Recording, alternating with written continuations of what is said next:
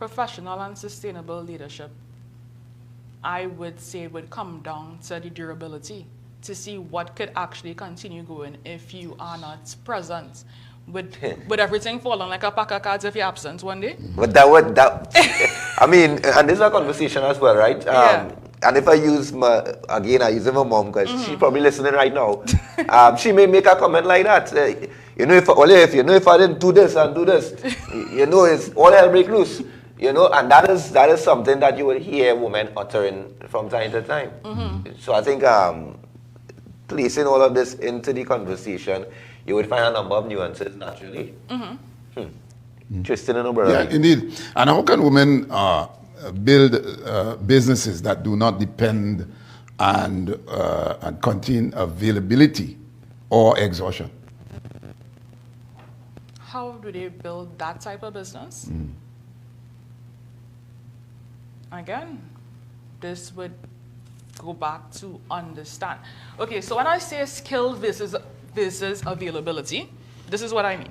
So certain things is dependent on your particular skill. So your mom, let's say is you one other person and her in the house and she's the only cook. Your life depends on her cooking.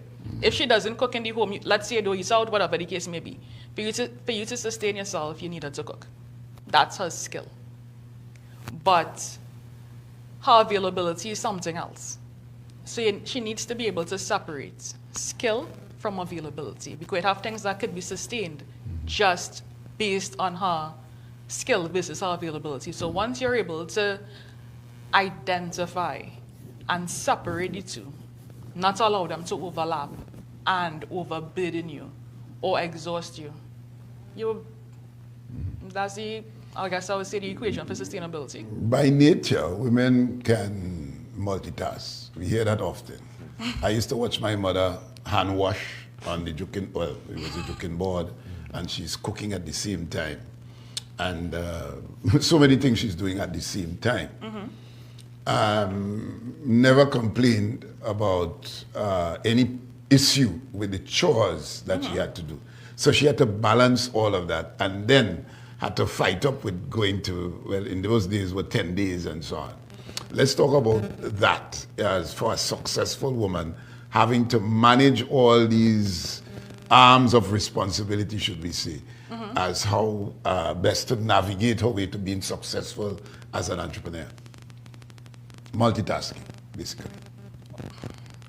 Multitasking. So I will tell my staff, you organize your day or your time based on blocks, based on time, based on priority. And that is what I would assume mom would have done.